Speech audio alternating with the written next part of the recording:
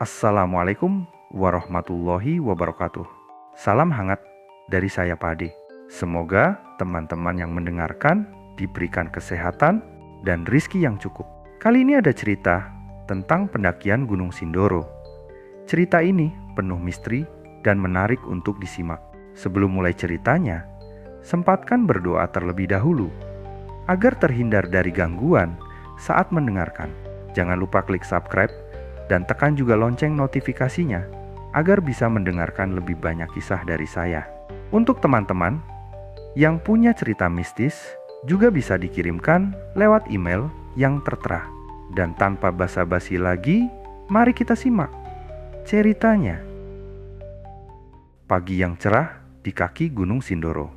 Suasana pagi yang dingin disertai angin sejuk. Para pendaki yang datang terlihat sibuk menyiapkan perlengkapan pendakian mereka. Beberapa orang sedang berbincang di warung base camp, sementara yang lain sedang mengecek peralatan pendakian. Dimas memandang puncak Gunung Sindoro yang terlihat tinggi di kejauhan. Matanya berkilat bersemangat. Dimas, pendaki berpengalaman yang sudah beberapa kali menjelajah gunung-gunung tinggi, merasa yakin pendakian kali ini akan lancar. Ini jalur Kledung, jalur yang paling populer dan paling aman. Gak usah khawatir, katanya kepada Rina, teman pendakian yang terlihat sedikit cemas. Rina, yang lebih pemilih dan berhati-hati, mengecek peralatan dengan teliti. Dia sudah lama merencanakan pendakian ini, tetapi selalu ada rasa cemas setiap kali harus menaklukkan gunung. Semoga aja gak ada masalah di perjalanan. Rina menghela napas dan melihat Dimas yang tampaknya sangat percaya diri. Sari yang lebih pendiam menambahkan, kalian tahu, gak semua yang terlihat aman itu benar-benar aman. Kita harus tetap hati-hati, terutama kalau sudah berada di jalur. Dia menatap gunung dengan ragu, namun tak pernah menyuarakan rasa takutnya. Di sudut base camp, Gilang tertawa, terbahak-bahak dengan Aryo. Gilang adalah sosok yang sering melontarkan candaan, terkadang tanpa memikirkan konsekuensinya. Ayo, semangat. Nggak ada yang perlu ditakutin. Aku pernah ke lebih banyak gunung daripada kalian, jadi percayalah, kata Gilang sambil menyendok makanan di meja. Berbicara sambil menggoda Aryo yang tampak gugup. Aryo, pendaki pemula, merasakan jantungnya berdebar-debar. Tubuhnya terasa kaku. Tapi dia tak mau terlihat pengecut. Iya sih, tapi Gunung Sindoro kan terkenal angker, ya? Ada banyak mitos tentang tempat ini, jawab Aryo dengan suara pelan. Wajahnya menunjukkan kecemasan, tapi dia mencoba untuk tetap terlihat tenang. Dimas tersenyum dan menyentuh bahu Aryo. Mitos itu cuma cerita orang aja, bro. Kita pergi ke sini buat menikmati alam, bukan buat percaya hal-hal kayak gitu. Kalau udah di puncak nanti, baru deh kita lihat pemandangannya. Gilang yang sedang mengangkat tasnya menyela dengan tertawa. Ah, kamu ini terlalu takut. Yang penting kita sompral aja. Nanti semuanya lancar. Sari menatap Gilang dengan tajam. Sompral itu nggak baik, Gilang. Kadang bisa membawa masalah, katanya dengan nada serius. Namun Gilang hanya tertawa. Ah, santai saja Sari. Kita ini kan cuma manusia. Gak perlu takut sama apapun. Sementara mereka mulai memeriksa perlengkapan seperti tali, jaket tebal, masker, dan air minum.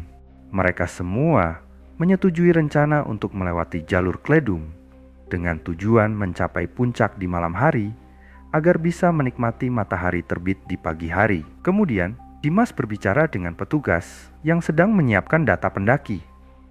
Jalur Kledung tetap aman kan? Tanya Dimas sambil menyerahkan formulir pendakian. Petugas base camp mengangguk. Iya, tapi ingat, jangan gegabah. Cek cuaca sebelum berangkat. Kalau ragu, jangan dipaksakan. Cuaca di gunung bisa berubah tiba-tiba. Gilang tertawa. Tenang saja, kita pasti bisa kok. Gak bakal ada masalah. Setelah itu, mereka mengambil persediaan dan mulai melangkah keluar dari base camp. Suasana pagi yang cerah mengiringi langkah mereka menuju awal jalur pendakian. Masing-masing pendaki tampak sibuk dengan pikirannya sendiri. Tetapi semangat untuk menaklukkan puncak Gunung Sindoro membuat mereka melangkah dengan penuh keyakinan. Di balik tawa dan obrolan ringan, rasa cemas mulai merayapi Rina dan Sari. Mereka berdua saling bertukar pandang, seakan merasakan sesuatu yang tidak beres dengan perjalanan ini. Tetapi mereka tidak mengatakannya. Dimas memimpin di depan, berjalan dengan langkah cepat, seakan sudah sangat terbiasa dengan jalur ini. Di belakangnya, Rina menyusuri jalur dengan hati-hati, sering memeriksa peta dan memastikan langkahnya tetap di jalur yang benar. Jalurnya lumayan landai ya, kata Rina sambil melihat ke sekitar. Merasa sedikit lebih tenang. Masih jauh ke atas, jawab Dimas sambil terus berjalan. Nanti jalurnya akan semakin menantang. Tapi untuk sekarang, nikmati aja. Sari berjalan di sebelah Dimas. Matanya terus melirik ke kanan dan kiri, memastikan tidak ada yang terlewat. Sesekali, dia berhenti untuk menyapa pendaki lain yang sedang melintas. Jalur ini nggak begitu sepi juga ya, kata Sari dengan nada bertanya. Banyak yang lewat. Benar, jawab Dimas sambil tersenyum. Tapi yang penting, jangan terlalu banyak ngobrol sama orang asing. Bisa ganggu konsentrasi. Di belakang mereka, Gilang dan Aryo mulai bercanda dengan keras. Gilang tampak lebih santai, bahkan dia mulai mengolok-olok Aryo yang lebih pendiam. Aryo, udah siap belum? Tanya Gilang sedikit menggoda. Jangan nanti kaget ya kalau ada suara-suara aneh. Kita kan lagi di gunung, pasti banyak cerita mistis. Aryo meringis, merasa sedikit cemas, tapi dia mencoba untuk tetap tenang. Iya kok, gue siap, gak usah dipermasalahkan. Gilang tertawa. Wah, gak percaya sama cerita gunung ya. Jangan-jangan nanti lo bakal merinding deh. Aryo hanya menggelengkan kepala dan mencoba tersenyum. Jangan ngomong gitu, nanti malah kejadian beneran. Namun, kata-kata Gilang tampaknya mempengaruhi suasana. Rina menatap Gilang dengan tatapan yang sedikit kesal. Gilang, jangan bicara yang gak perlu. Bisa bikin panik orang, katanya. Mencoba menenangkan suasana. Di tengah perjalanan menuju pos 1, Rina mulai merasakan ketegangan di udara. Cuaca yang semula cerah, tiba-tiba berubah sedikit mendung. Angin kencang bertiup, dan suara-suara dari dalam hutan terdengar lebih nyaring. Meskipun mereka tak melihat siapapun di sekitar. Kalian dengar itu enggak? Tanya Rina, matanya menelisik sekitar. Dengar apa? Jawab Gilang, tidak terlalu peduli. Cuman angin kok. Kayaknya suara itu bukan angin, kata Rina dengan khawatir. Seperti ada yang berjalan di antara pepohonan. Sari berhenti sejenak mendengarkan. Aku juga dengar tapi gak ada apa-apa. Bisa jadi suara binatang. Rasa cemas mulai menggelayuti perasaan Rina. Suara itu terasa sangat jelas, seolah ada sesuatu atau seseorang yang mengikuti mereka di dalam hutan. Dimas yang merasa percakapan ini mengganggu, menoleh ke belakang. Kalian gak perlu khawatir, ini cuma suara hutan. Jalur ini aman. Namun Gilang malah semakin menggoda. Kalian gak percaya kalau ada sesuatu di sini? Mungkin ada penghuni gunung yang mau ikut ngobrol. Hahaha. Perjalanan berlanjut, namun ketegangan di antara mereka mulai terasa.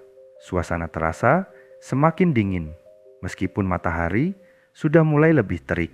Aryo, yang biasanya tidak banyak bicara, mulai merasakan perasaan aneh.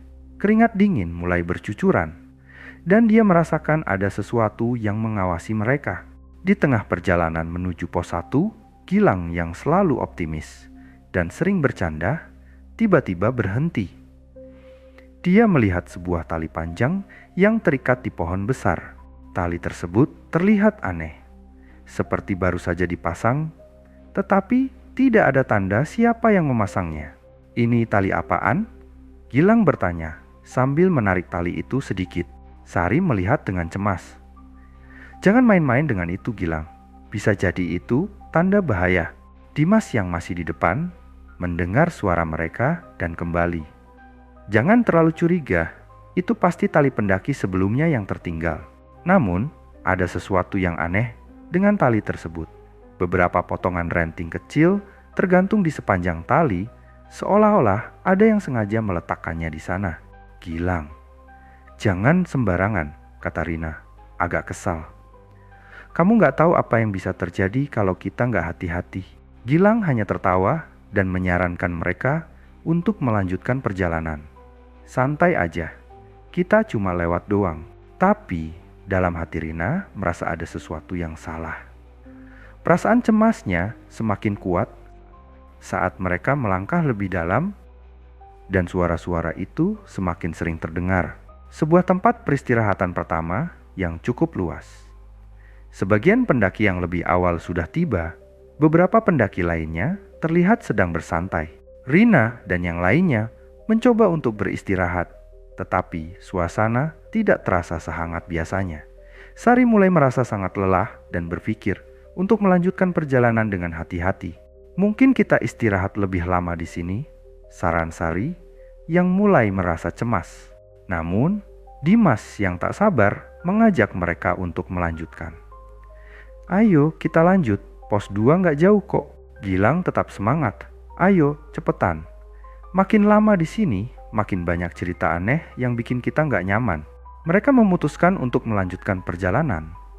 Tetapi perasaan ketidaknyamanan semakin menguasai diri mereka. Terkadang, mereka merasa seolah-olah sedang dilihat oleh sesuatu yang tak terlihat. Dan bayangan yang bergerak cepat di antara pepohonan membuat mereka semakin ragu. Kelompok itu melanjutkan perjalanan setelah istirahat singkat di pos 1. Dimas, seperti biasa, memimpin di depan, sementara Rina tetap dengan sikap waspadanya, seringkali melihat ke belakang untuk memastikan semua orang tetap bersama. Ayo, jangan terlalu lama di belakang, seru Dimas, tanpa menoleh. Kalau terlalu santai, kita bakal kemalaman sampai di camp. Ya, santai aja Dim, balas Gilang sambil melambai. Gunung gak bakal kabur kok. Rina menoleh ke Aryo yang tampak mulai melamun sambil memandangi tanah.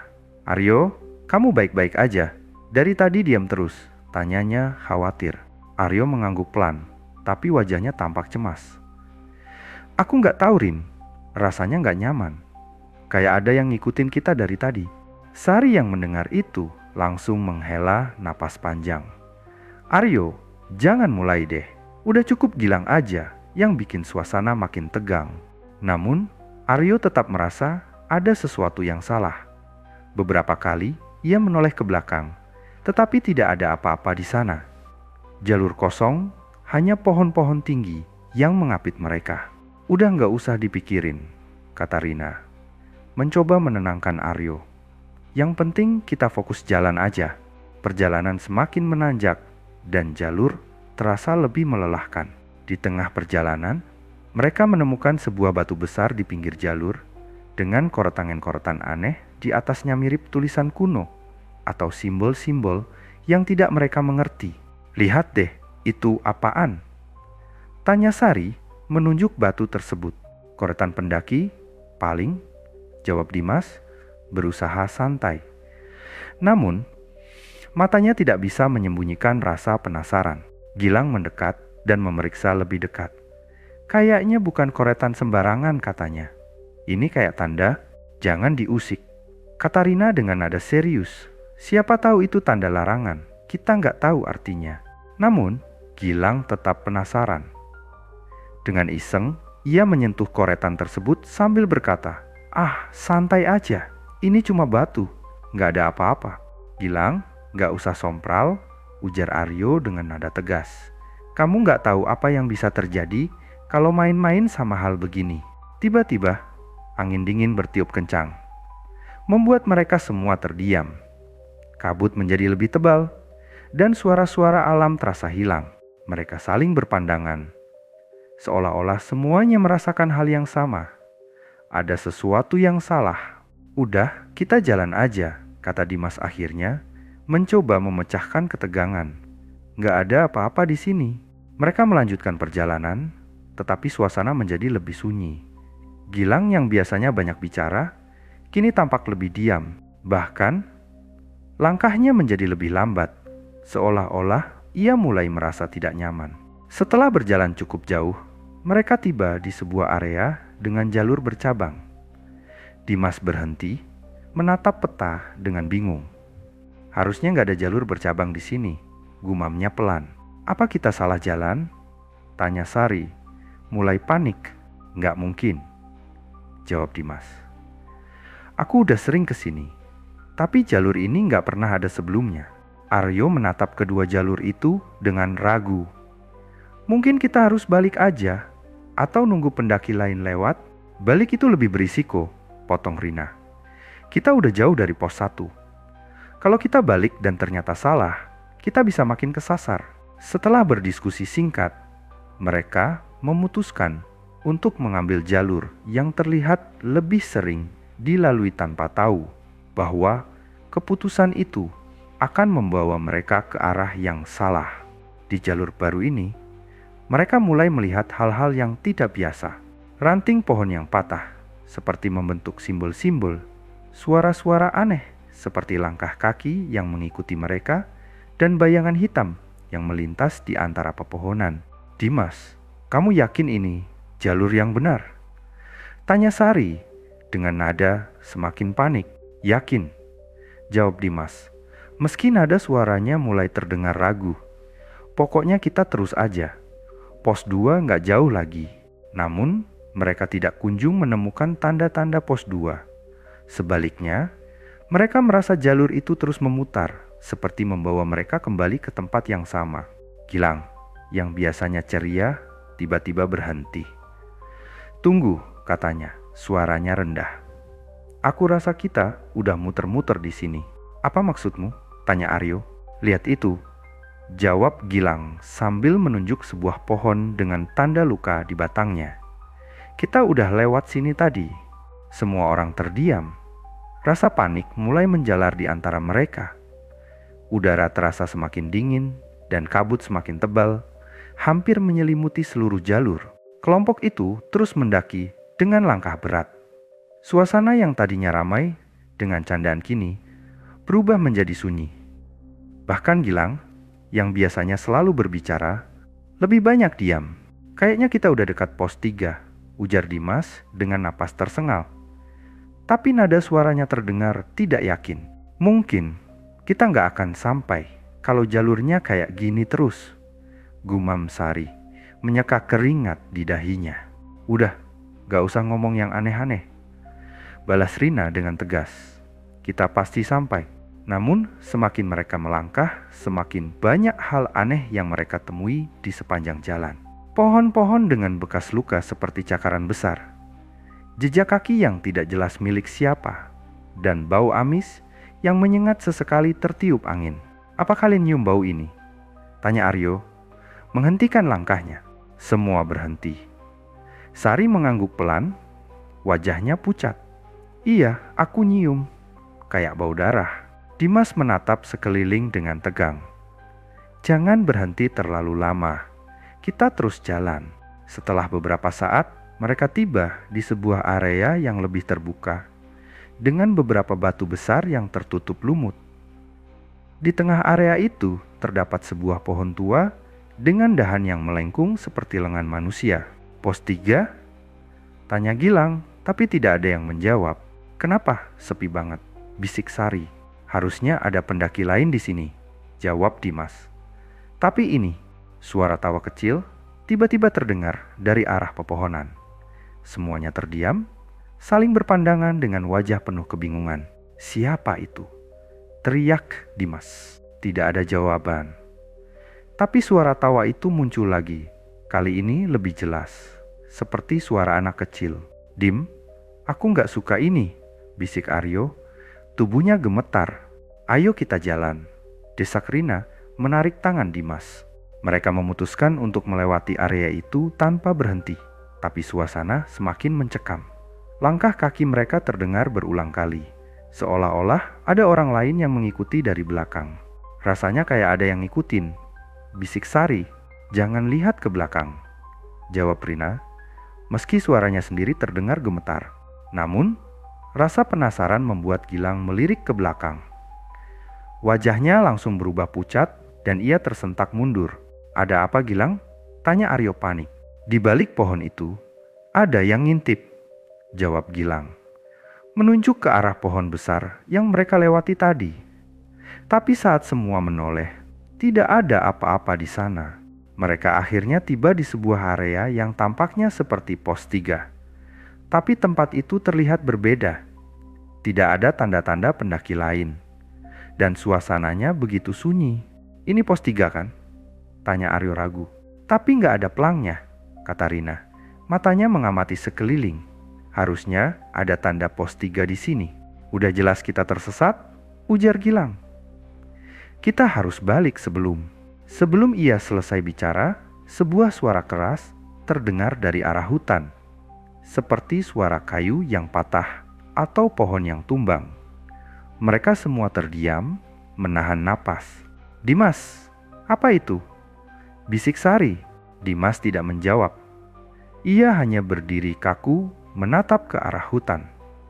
Matanya melebar, seolah-olah melihat sesuatu yang tidak dilihat oleh yang lain.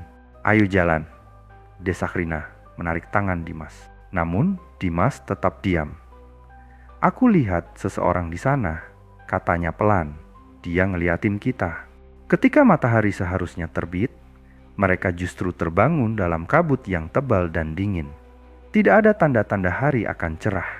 Udara terasa berat, seperti membawa beban yang tak terlihat. Sari adalah yang pertama bangun. Ia duduk di dekat sisa api unggun yang hampir padam. Pandangannya kosong, tubuhnya menggigil meski sudah berselimut jaket tebal. "Sari?" panggil Aryo yang baru saja terbangun. "Kamu nggak apa-apa?" Sari menoleh dengan lambat, tapi tidak menjawab. Hanya tatapan matanya yang berbicara, penuh ketakutan dan kelelahan. Mereka kembali berkumpul untuk mencoba menentukan arah. Dimas, yang biasanya tegas, terlihat mulai goyah. Ia berdiri dengan peta di tangannya, tapi matanya terus menatap ke kejauhan. "Kita harus turun." "Apapun caranya," katanya, suaranya serak. "Tapi jalur turun yang mana? Dari kemarin kita cuma muter-muter," protes Aryo. "Setidaknya kita coba jalur lain." "Nggak mungkin kita terus diam di sini," balas Dimas. "Apa? Itu nggak akan bikin kita makin tersesat?" potong Rina. Wajahnya dipenuhi keraguan.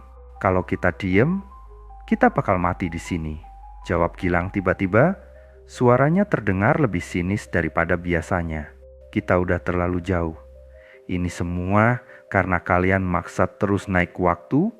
Ada tanda-tanda nggak enak kemarin." Keadaan mulai memanas. Semua saling menyalahkan, terutama setelah mereka sadar bahwa persediaan makanan mereka menipis. "Kalau aja kita nggak terlalu lama istirahat di pos 2 kemarin," gerutu Aryo, matanya menatap tajam ke arah Dimas. "Dan kalau aja kamu nggak sompral ngomong soal jalur nggak serem," balas Gilang. "Udah, kita di sini bukan buat saling nyalahin," teriak Rina, suaranya pecah. "Kalau kalian terus kayak gini, kita nggak akan selamat." Sari hanya diam, tetapi tubuhnya semakin gemetar. Ketika Rina mencoba menenangkannya, Sari tiba-tiba bicara dengan suara lirih, hampir seperti berbisik. "Ada yang ngeliatin kita semalaman." Setelah pertengkaran mereda, mereka mulai berjalan lagi. Namun, jalur yang mereka lalui terasa aneh. "Kayaknya ini bukan jalur yang kita lewati kemarin," gumam Aryo memandang sekeliling. "Loh, itu tanda yang aku bikin kemarin," seru Gilang, menunjuk pohon dengan goresan berbentuk panah yang ia buat. "Tapi jalurnya beda, berarti kita muter lagi?" Dimas menoleh dengan tatapan bingung. "Bukan cuma muter, jalurnya berubah," bisik Sari. Matanya mengarah ke semak-semak. Mereka berhenti. Udara tiba-tiba terasa lebih dingin. Kabut yang menyelimuti jalur semakin tebal, membuat jarak pandang hanya beberapa meter. "Kalian dengar itu?" tanya Rina, suaranya pelan. Semua terdiam. Dari arah hutan, terdengar suara seperti orang berjalan di atas dedaunan kering. Langkah kaki itu tidak cepat, tetapi terdengar jelas, mendekat ke arah mereka. "Jangan panik," bisik Dimas. "Mungkin itu pendaki lain." Namun, ketika langkah kaki itu berhenti, yang mereka lihat hanyalah kabut. Tidak ada orang. Sore hari, mereka menemukan sebuah tempat terbuka dengan banyak batu besar yang tampak seperti susunan alami. Di tengah batu-batu itu, ada sebuah kain putih yang tergantung di dahan pohon. "Itu apa?" tanya Aryo, mendekati kain tersebut. "Jangan sentuh," seru Rina, menahan tangannya. "Kenapa?" "Mungkin ini tanda dari pendaki lain," balas Aryo, mencoba melihat lebih dekat. Tiba-tiba, angin bertiup kencang, membuat kain itu berkibar dan jatuh ke tanah. Saat mereka semua memandangnya, mereka melihat sesuatu yang membuat darah mereka membeku. Kain itu penuh dengan bercak merah tua, seperti bekas darah. "Kita harus pergi dari sini," bisik Dimas, wajahnya tegang. Saat malam tiba, mereka memutuskan untuk berhenti di sebuah tempat yang tampak seperti area terbuka. Namun, tempat itu tidak memberikan rasa aman. "Kenapa kayaknya kita nggak ketemu pendaki lain sama sekali?" tanya Sari dengan suara lemah. "Karena kita bukan di jalur yang sama lagi," jawab Dimas pelan. "Ngomong apa kamu?" tanya Aryo bingung. "Kita nggak di gunung ini lagi," lanjut Dimas, pandangannya kosong. "Ini bukan Sindoro. Kita dibawa ke tempat lain." Mereka semua terdiam. Tidak ada yang berani menyanggah. Dalam hati, mereka tahu bahwa kata-kata Dimas ada benarnya. Suasana gunung ini sudah tidak lagi terasa seperti dunia yang mereka kenal. Kabut tebal masih menyelimuti tempat mereka bermalam, dan matahari terasa enggan muncul. Api unggun telah padam, menyisakan arang hitam yang dingin. "Apa kita mimpi buruk semalam?" tanya Rina dengan nada ragu, memecah keheningan. Namun tidak ada yang menjawab. Semua diam, tenggelam dalam pikiran masing-masing. Wajah mereka kusut, menunjukkan kelelahan fisik dan mental. Aryo mencoba memimpin dengan memutuskan untuk memasak makanan terakhir mereka, sisa mie instan yang mulai lengket di dalam plastik. "Kita makan dulu," katanya sambil menyulut kompor kecil. "Kita butuh energi buat cari jalan turun." Namun, makan pagi itu lebih terasa seperti ritual yang dipaksakan. Tidak ada yang berselera, bahkan Sari, yang biasanya cerewet soal makanan, hanya menyendok sedikit dan membiarkannya dingin. Saat mereka berkemas untuk melanjutkan perjalanan, Dimas menunjukkan sesuatu yang membuat semuanya terhenti. "Lihat ini," katanya sambil memungut benda kecil dari tanah. Itu adalah sebuah koin kuno dengan ukiran yang sudah hampir hilang. "Dari mana itu?" tanya Gilang, mendekat untuk melihat lebih jelas. "Entahlah, aku nemu di dekat pohon itu," jawab Dimas, menunjuk pohon besar yang terlihat lebih gelap dari pohon lainnya. "Kita nggak di sini sendirian," gumam Sari, wajahnya semakin pucat. "Udah, buang aja. Jangan ambil yang aneh-aneh," seru Aryo, nadanya lebih keras dari biasanya. Namun, sebelum Dimas sempat membuang koin itu, terdengar suara gemerisik dari arah semak-semak. Semua terdiam, menatap ke arah suara. Tidak ada apa-apa, hanya kabut yang semakin tebal. "Kita harus pergi," bisik Rina, menggenggam erat tasnya. Mereka memutuskan untuk berjalan ke arah yang dianggap sebagai jalur turun. Namun, sepanjang perjalanan, mereka merasa ada sesuatu yang salah. "Kenapa pohon-pohon di sini kelihatan semua sama?" tanya Gilang, matanya menyisir hutan. "Bukan cuma itu," tambah Sari. "Dari tadi kita nggak dengar suara burung atau serangga." Perasaan asing itu semakin kuat ketika mereka menemukan sebuah batu besar dengan ukiran aneh di permukaannya. Ukiran itu berbentuk lingkaran-lingkaran bertumpuk seperti simbol kuno. "Jangan deket-deket," seru Aryo, menarik Rina yang mencoba mendekat. "Kita jalan terus saja." Namun, setiap langkah mereka terasa berat, seperti ada yang menghalangi. Kabut semakin tebal, dan suhu udara semakin dingin, meskipun hari sudah siang. Ketika sore menjelang, mereka tiba di sebuah area terbuka yang dikelilingi pohon-pohon mati. Tanah di tempat itu terasa lembab, hampir seperti lumpur meski tidak ada hujan. "Kita berhenti di sini?" tanya Sari, suaranya penuh kecemasan. "Enggak, ini tempat yang salah," jawab Dimas tegas. Sebelum mereka sempat berbalik, Sari tiba-tiba berteriak. Tangannya menunjuk ke arah pohon-pohon mati. Di sana ada orang. Semua menoleh, dan di antara kabut mereka melihat bayangan seseorang berdiri diam. Orang itu mengenakan pakaian lusuh, tetapi wajahnya tidak terlihat jelas. "Hei, kamu siapa?" teriak Aryo sambil melangkah maju. Bayangan itu tidak menjawab, hanya berdiri mematung. Tiba-tiba, ia bergerak cepat ke arah mereka. Tetapi sebelum sampai, ia lenyap begitu saja di balik kabut. Malam itu, mereka terpaksa berhenti di tempat yang tidak nyaman. Tanah di bawah mereka terasa dingin dan basah. Api unggun kecil yang mereka buat hanya cukup untuk memberikan sedikit penerangan. "Kita harus tidur bergantian," kata Aryo. "Aku jaga duluan." Namun, bahkan dengan giliran berjaga, mereka semua sulit memejamkan mata. Setiap kali menutup mata, suara-suara aneh mulai terdengar gemerisik dedaunan, langkah kaki, hingga bisikan samar yang tidak jelas. "Dimas," panggil Sari yang tidak tahan dengan keheningan. "Apa?" jawab Dimas yang sedang berjaga. "Kamu dengar nggak?" tanyanya dengan suara pelan. "Apa?" bisikan itu. Dimas hanya diam. Dia tidak ingin mengatakan bahwa dia mendengarnya sejak tadi, tetapi tidak berani memberitahu yang lain. Ketika pagi datang, mereka sadar bahwa mereka tidak bergerak jauh dari tempat sebelumnya. "Kita muter lagi?" tanya Rina dengan suara gemetar. "Enggak mungkin," balas Aryo, meski dia sendiri tidak yakin. "Kita jalan terus kemarin. Jadi kita nggak bisa keluar dari sini?" potong Sari dengan panik. Dimas, yang biasanya paling tenang, hanya duduk terdiam. Wajahnya suram. "Kita harus berdoa," katanya tiba-tiba. "Ini bukan sekadar nyasar biasa." Di luar Gunung Sindoro, keluarga pendaki mulai merasakan kegelisahan yang mendalam. Bapak Sari, yang sudah tidak mendengar kabar dari putrinya selama lebih dari 3 hari, memutuskan untuk menghubungi pihak berwenang.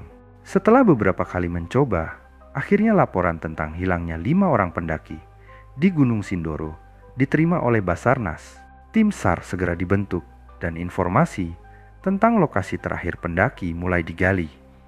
Namun, cuaca yang buruk di sekitar Gunung Sindoro membuat koordinasi dan rencana penyelamatan berjalan lambat. Meski begitu, tim yang terdiri dari 10 personel SAR ditambah beberapa pendaki lokal mulai berangkat menuju Kledung, titik awal jalur pendakian. Tim SAR tiba di base camp Kledung pada hari kelima setelah pendaki dilaporkan hilang. Para anggota tim terlihat sibuk menyiapkan perlengkapan dan Pak Andi, seorang anggota SAR yang sudah berpengalaman, tampak serius memeriksa cuaca dan jalur yang akan mereka tempuh. "Cuacanya nggak bersahabat. Kalau kabut ini terus, kita nggak bakal bisa banyak bergerak," kata Pak Andi kepada tim. "Memang ada info terbaru soal kondisi mereka?" tanya Pak Wawan, seorang relawan dari desa setempat yang tampak cemas. Pihak keluarga mengabari mereka hilang di sekitar jalur Kledung. "Di pos 3, jawab Pak Andi menunjuk peta. "Kita akan coba cari mereka di jalur itu dulu." Di antara kerumunan, Ibu Sari tampak tegar meski hatinya penuh kekhawatiran. "Tolong bawa mereka pulang. Mereka belum menelepon sejak kemarin." Pak Andi mengangguk dan tim berangkat. Sementara itu, para pendaki yang tersesat di Gunung Sindoro semakin terpuruk. Mereka merasa semakin tidak terkendali. Dengan semakin sedikit pilihan untuk bertahan hidup, persediaan air dan makanan mereka hampir habis. Dan ketegangan di antara mereka semakin meningkat. "Kita nggak bisa terus kayak gini," Lu Gilang, wajahnya pucat.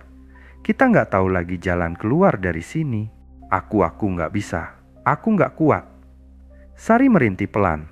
Suaranya nyaris tak terdengar di balik hembusan angin yang menggigilkan tubuh mereka. Rina mencoba menguatkan. "Kita harus terus maju.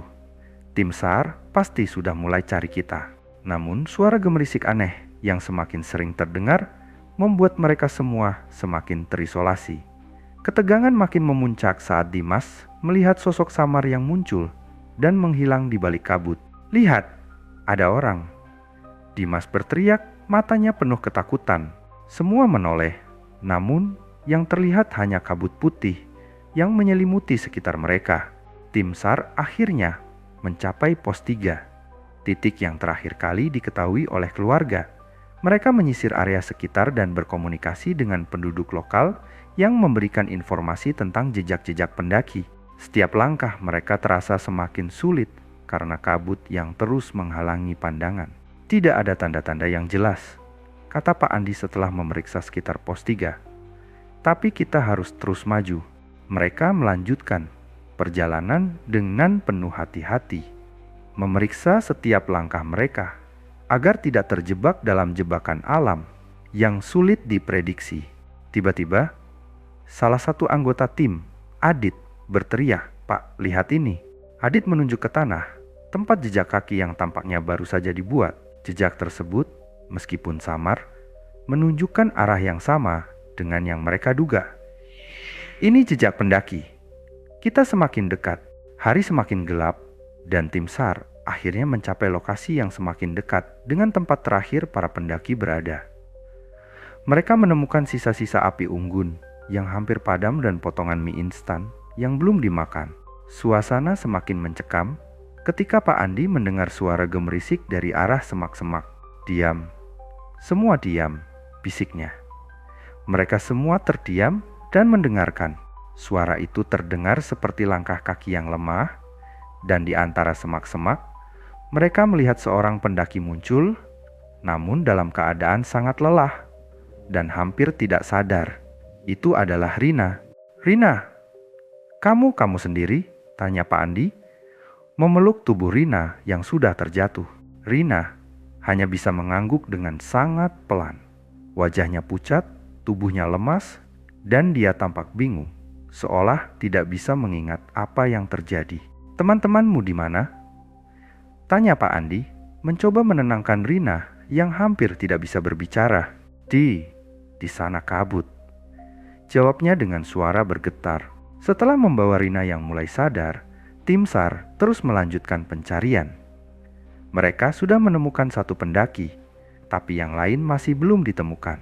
Saat mereka menyusuri jalur semakin dalam, ketegangan mulai muncul di wajah setiap anggota tim. Mereka merasakan ada sesuatu yang tidak beres. "Ada yang aneh di sini," kata Pak Andi. Matanya memandangi sekitar. "Seperti ada yang mengawasi kita?" tanya salah satu anggota tim. Pak Andi hanya mengangguk, tidak dapat menjelaskan dengan kata-kata. Mereka melanjutkan pencarian dengan hati-hati. Dan meskipun Rina mulai sadar, sisa pendaki lain masih hilang di dalam kabut tebal itu. Kabut tebal yang menyelimuti Gunung Sindoro tampaknya tidak mau menghilang, seakan menyembunyikan kebenaran dari tim SAR. Tim yang dipimpin Pak Andi terus berusaha menyusuri jalur yang semakin tak jelas. Meskipun Rina sudah ditemukan, 4 pendaki lainnya masih hilang tanpa jejak. "Saya takut kita terlalu jauh ke dalam zona yang salah," ujar Pak Andi. Mata tajamnya memandangi sekeliling dengan rasa cemas. "Kami harus segera menemukan yang lain sebelum gelap datang." "Saya merasa ada sesuatu yang aneh di sini," kata Adit, salah satu anggota tim, dengan nada lebih rendah. "Sejak kemarin, rasanya seperti kita tidak benar-benar berjalan maju. Seolah-olah jalan ini berputar-putar." Pak Andi mengangguk pelan. "Saya juga merasakannya, seperti ada sesuatu yang mencoba menahan kita di sini. Namun, tim tidak punya banyak pilihan selain terus melangkah. Mereka harus menemukan 4 pendaki yang hilang. Meskipun kabut semakin tebal dan jejak-jejak yang mereka temukan semakin sulit dilacak. Di sisi lain, Rina yang akhirnya ditemukan, semakin hari semakin tidak stabil. Meskipun ia telah mendapatkan pertolongan pertama, tubuhnya lemah dan pikiran yang kacau membuatnya sulit untuk berbicara dengan jelas. Setiap kali dia mencoba mengingat apa yang terjadi, wajahnya terlihat ketakutan, seolah ada sesuatu yang tak ingin dia ungkapkan. "Rina, ada apa? Kamu bisa cerita, kami akan bantu," tanya Gilang, yang merasa khawatir dengan kondisi temannya. Rina hanya menggelengkan kepala, matanya kosong dan matanya tidak bisa lepas dari kabut yang mengelilinginya. Mereka nggak bisa keluar. "Semua ini salah. Apa maksudmu?" Tanya Aryo dengan suara pelan. Yang ada di sini bukan hanya kita. Mereka, suara Rina semakin terputus-putus. Mereka yang memanggil kita, tidak mau kita keluar. Semua terdiam. Kata-kata itu terasa berat, seolah ada sesuatu yang lebih gelap yang tersembunyi di baliknya. Tim SAR akhirnya tiba di daerah yang lebih terbuka, tempat yang terasa semakin menyeramkan. Saat mereka melewati sebuah pohon besar, Pak Andi melihat sesuatu yang membuat darahnya berdesir. Sebuah ukiran yang familiar, sebuah lingkaran dengan simbol-simbol aneh yang terlihat seperti petunjuk kuno. Ini yang kita lihat kemarin, kata Pak Andi terkejut. Ini tanda sesuatu yang tidak bisa dijelaskan. Apa yang coba kita cari di sini? Tanya Adit, bingung dan semakin gelisah. Ini lebih dari sekadar hilang di gunung, jawab Pak Andi dengan nada serius. Ada sesuatu yang mengintai kita. Sesuatu yang menghalangi jalan keluar mereka. Namun, sebelum mereka bisa merenungkan lebih dalam, Gilang berteriak, "Itu dia, mereka ada di sana." Tim SAR dan Rina yang terlihat semakin panik, segera berlari menuju arah yang ditunjukkan oleh Gilang. Di sana, mereka menemukan Sari yang terbaring lemah di bawah pohon besar dengan wajah pucat dan matanya setengah terbuka. Di dekatnya, Dimas dan Aryo juga ditemukan dalam keadaan yang sama. Kelelahan dan hampir tidak sadarkan diri. Saat Dimas akhirnya sadar, ia menceritakan apa yang terjadi selama 2 hari terakhir. Kami selalu berusaha keluar, tapi setiap kali kami berjalan, jalan itu seperti berputar kembali ke tempat yang sama. Seperti ada yang menuntun kami ke sini, ada yang mengikuti kami. Katanya dengan suara terbata-bata. Apa yang kamu maksudkan dengan ada yang mengikuti? Tanya Pak Andi, semakin terkejut dengan penuturan Dimas. Dimas menatap mata Pak Andi dengan tatapan kosong. Kami merasa seperti ada yang mengawasi. Suara bisikan yang terus-menerus datang dari kabut. Suara tawa yang tidak bisa kami temukan sumbernya. Kami tidak sendirian di sini. Dan yang lebih buruk, lanjutnya, kami menemukan batu besar dengan ukiran aneh yang sama. Setelah itu, semuanya mulai berubah. Kami mulai melihat bayangan sosok yang sepertinya memanggil kami untuk tetap tinggal. Pak Andi mulai memahami bahwa ada sesuatu yang lebih besar dan lebih misterius yang sedang terjadi di Gunung Sindoro. Sesuatu yang mungkin sudah ada sejak lama, melibatkan entitas yang tak kasat mata. Namun, ia tahu mereka harus keluar sebelum terlambat. Tim SAR yang berhasil menemukan mereka mencoba membawa semua pendaki yang selamat menuju jalur keluar. Namun, saat mereka hampir mencapai batas hutan, kabut yang sangat tebal datang begitu mendalam, menghalangi pandangan mereka. Kita hampir sampai, ujar Pak Andi dengan suara penuh harap. Cuma sedikit lagi. Namun, tiba-tiba mereka mendengar suara langkah kaki yang berat, gemuruh yang datang semakin dekat. Di antara kabut, mereka melihat sosok tinggi yang perlahan muncul. Sosok itu bergerak lambat, namun pasti, seolah mengetahui setiap gerakan mereka. Ada yang datang, ujar Adit gemetar. Jangan lari, ikuti aku, teriak Pak Andi, menarik semua pendaki yang selamat untuk bergerak cepat. Namun, meskipun mereka berlari, kabut semakin mengepung mereka, seolah tidak ada ujungnya. Keberadaan sosok itu semakin nyata, dan mereka tidak tahu apakah ini adalah pertolongan atau ancaman yang lebih besar. Tim SAR bersama pendaki yang tersisa berjuang melawan kabut yang semakin pekat dan suhu yang semakin dingin.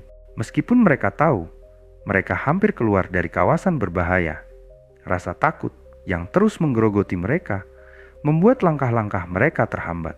Ada sesuatu di balik kabut, sesuatu yang terus mengintai mereka, menunggu saat yang tepat untuk menyerang.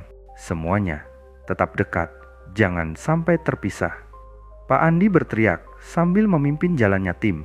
Kita harus tetap bersama. Di depan mereka, Sari, Rina, dan Dimas berjalan dengan lelah, sementara Gilang dan Aryo berusaha menjaga agar tidak ada yang tertinggal. Suasana semakin mencekam, dan meskipun tim sudah menemukan jalan keluar yang familiar, Kabut tebal itu tak kunjung surut. Setiap langkah yang mereka ambil semakin berat, seolah ada yang menahan mereka. Sari yang sudah semakin lemah, mulai merasakan ketegangan yang tidak bisa dijelaskan. Apa ini? Apa yang sedang terjadi? Tanyanya dengan suara tercekat, matanya memandangi kabut yang semakin tebal. Aku merasa seperti ada sesuatu yang mengawasi kita. Rina yang berjalan di sampingnya menoleh dan mengangguk dengan penuh ketakutan. Aku juga merasakannya, Sari. Sepertinya kita tidak sendirian. Tiba-tiba, Gilang yang berada di depan berteriak, "Pak Andi!" Lihat, Pak Andi menoleh dengan cepat. Di tengah kabut, muncul sosok gelap yang berdiri tegak di antara pepohonan. Sosok itu tinggi, dengan tubuh yang tak dapat dikenali, seperti bayangan gelap yang tampak bergerak sendiri, seolah-olah tidak terikat oleh hukum alam. "Jangan lihat itu!" teriak Pak Andi. Suaranya keras dan tegas. "Ayo cepat, kita harus pergi dari sini sekarang." Namun, sebelum mereka sempat berlari, kabut itu semakin tebal, menyelimuti mereka dalam kegelapan yang menyeluruh. Suara gemerisik dari arah belakang terdengar semakin keras, dan bayangan sosok itu mulai mendekat. Sambil berlari, Rina mulai menangis. Ketakutan yang semakin mencekam menguasai dirinya. Kita sudah terlalu jauh. Mereka tidak akan membiarkan kita keluar. "Rina, tenang. Kita hampir sampai," seru Gilang, berusaha menenangkan temannya. Meskipun dirinya sendiri mulai merasa takut. Tiba-tiba, Dimas yang tertinggal di belakang terjatuh. Tubuhnya hampir tidak bergerak. Rina menjerit, "Dimas, apa yang terjadi padamu?" Pak Andi berlari ke arah Dimas. Mendapati dia dalam keadaan tergeletak dengan mata terbuka, namun tidak bergerak sama sekali. Dia pingsan.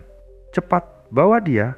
Namun, sebelum mereka bisa melanjutkan, bayangan gelap yang mengerikan itu muncul semakin dekat. Sosok itu mulai berbicara dengan suara yang tidak dapat dikenali. Suara berat dan bergetar, seolah berasal dari kedalaman bumi. "Jangan pergi, jangan lari, kalian tidak bisa keluar." Suara itu bergema di seluruh hutan, membuat semua anggota tim terdiam. Pak Andi merasakan hawa dingin yang menyelimuti tubuhnya, seolah dunia itu perlahan-lahan menghilang. "Ayo, kita harus keluar dari sini, sekarang juga." Pak Andi berusaha sekuat tenaga untuk memimpin tim keluar dari zona yang semakin terasa tak terkendali. Mereka hampir sampai ke batas hutan ketika kabut itu semakin menutupi mereka, membuat pandangan semakin samar. Semua anggota tim merasakan ada yang tidak beres, tetapi mereka terus berlari, berusaha mengabaikan suara bisikan yang terus datang, merasuk ke dalam pikiran mereka. Akhirnya, setelah apa yang terasa seperti berjam-jam, mereka sampai di jalur yang lebih terbuka. Tempat yang lebih familiar, jalan yang benar-benar mereka kenal. Mereka berada di luar hutan dan hampir mencapai batas daerah pendakian. "Ini dia, kita hampir sampai," ujar Pak Andi. Napasnya terengah-engah. Namun, wajahnya masih tampak khawatir, seolah merasa ada sesuatu yang belum selesai. Sesaat sebelum mereka sampai ke titik yang aman, sebuah suara muncul lagi. Kali ini, suara itu terdengar lebih keras, lebih nyata, seolah datang dari dalam hati mereka sendiri. "Kalian sudah terlalu lama di sini. Tidak ada yang bisa keluar." Suara itu datang dari arah belakang. Meskipun mereka sudah melangkah jauh, mereka berhenti sejenak dan menoleh, tetapi hanya kabut yang terlihat. Namun, rasa takut itu begitu nyata. Bayangan sosok gelap itu masih terbayang di pikiran mereka. Akhirnya, setelah berjuang dan merasakan ketegangan yang luar biasa, tim SAR bersama pendaki yang selamat akhirnya keluar dari kawasan berbahaya dan sampai di base camp. Rina, Sari, Dimas, dan Gilang duduk lelah di tanah. Sementara Pak Andi bersama anggota tim lainnya berusaha menenangkan mereka. Namun, meskipun mereka telah keluar, mereka tahu bahwa peristiwa di Gunung Sindoro belum berakhir. Ketika mereka memandang kembali ke arah gunung, mereka merasakan ada sesuatu yang mengawasi mereka, sesuatu yang tetap tinggal di sana, tak terungkapkan. Beberapa bulan setelah peristiwa, Yang menakutkan di Gunung Sindoro, hidup Rina, Sari, Dimas, Gilang, dan tim SAR mulai kembali ke rutinitas mereka, namun mereka tidak pernah benar-benar bisa melupakan pengalaman itu. Setiap kali mereka menatap pegunungan di kejauhan, bayangan kabut yang tebal dan sosok gelap itu kembali menghantui pikiran mereka. Rina, meskipun berhasil selamat, tidak lagi menjadi pribadi yang sama. Di matanya, selalu ada rasa ketakutan yang tak terungkapkan, sebuah ketegangan yang mendorongnya untuk menghindari hutan dan pegunungan. Saat tidur, ia sering terbangun dengan napas tercekat, seolah merasakan kembali kehadiran kabut dan suara bisikan yang tidak pernah benar-benar pergi. Sari, apakah kamu pernah merasa seperti itu? Seperti ada sesuatu yang mengintai kita? Tanya Rina suatu hari, saat mereka duduk di sebuah kedai kopi setelah beberapa bulan berlalu. Sari menatap Rina dengan tatapan kosong, seakan baru saja kembali dari dunia yang berbeda. Aku merasakannya, Rina. Setiap kali aku menutup mata, aku merasa ada yang mengawasi. Tidak hanya di gunung, tapi di tempat yang aku rasa aman sekalipun. Dimas, yang memilih untuk mengabaikan kenangan buruk itu, mencoba kembali ke pekerjaannya. Namun ada sesuatu yang mengganjal.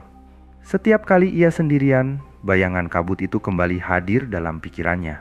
Suara yang mereka dengar di gunung, bisikan yang menggerogoti jiwa mereka, masih bergema di telinganya. Aku tidak bisa melupakan suara itu, katanya pada Gilang suatu malam saat mereka duduk bersama di sebuah bar. Suara itu terlalu nyata, seperti dia akan datang lagi. Pak Andi, meskipun berhasil membawa mereka keluar dengan selamat, merasa seperti ada sesuatu yang hilang.